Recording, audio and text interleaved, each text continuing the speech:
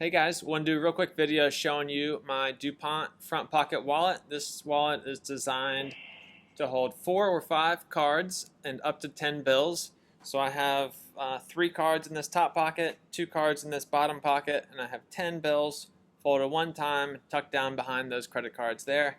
It's 4 layers of leather thick, so it's super simple, super minimal. It's actually the exact same as my Madison wallet. The only difference is that the Madison has a pocket on the front. The Dupont does not have that pocket on the front. So if you need a little bit more card carrying capacity and you like that quick access pocket, the Madison might be a better fit for you.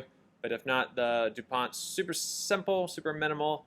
And I make them all right here out of full grain leather, and I hand sew them in Norfolk, Virginia at Werther Leather Goods.